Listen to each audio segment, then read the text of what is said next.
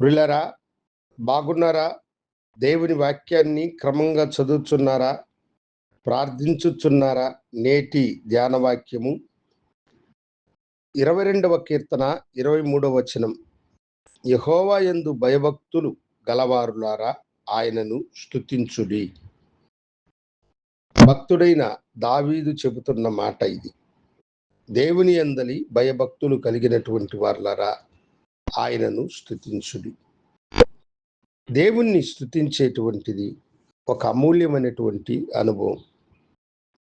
మన కష్టమందు, నష్టమందు, మన వ్యాధిలో, మన బాధలో మనము ఎల్లప్పుడూ కూడా దేవుణ్ణి స్తుతించు వారమై ఉండాలి.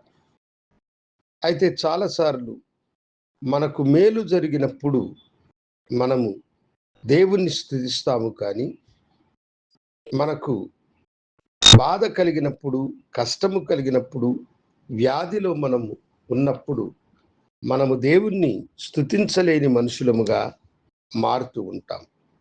అయితే దేవుని యందలి భయము భక్తి కలిగినటువంటి వారు ఆయనను స్తుతించు వారమై ఉండాలి. యోబు తన జీవితంలో తనకు ఎన్నో కష్టాలు సంభవించిన ఆయన దేవుణ్ణి స్తుతించడము మానలేదు. అందువలనే అతనికి వచ్చిన కష్టాలన్నీ తొలగి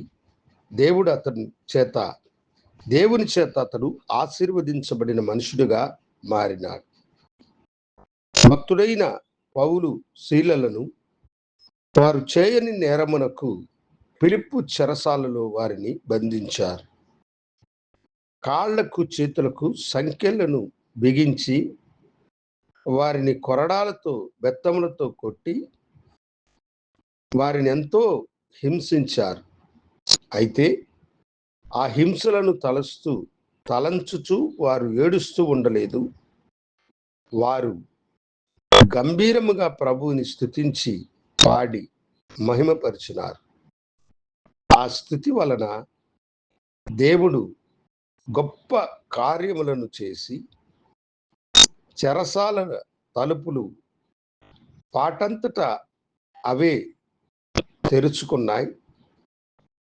చెరసాల కదిలింపబడ్డది, బంధకాలు తెంపబడ్డాయి. ఈ దినము నీకున్న బంధకాలలో నుండి నీవు విడిపించబడాలంటే నీ కష్టములో, నీ బాధలో, నీ శ్రమలో, నీ ఇరుకులో, నీ ఇబ్బందిలో నీవు ప్రభువుని స్తుతించు. ఆయన నీకు తోడుగా ఉండి నిన్ను ఆశీర్వదించి తన కృప చేత నిన్ను తనకు నమ్మకమైన బిడ్డగా ఆయన మలుచునుగాక. ప్రార్థించుదామా?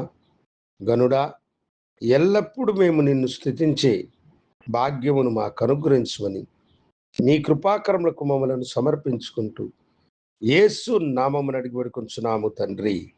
ఆమేన్. శుభోదయం. ప్రభు మిమ్మలను దీవించునుగాక.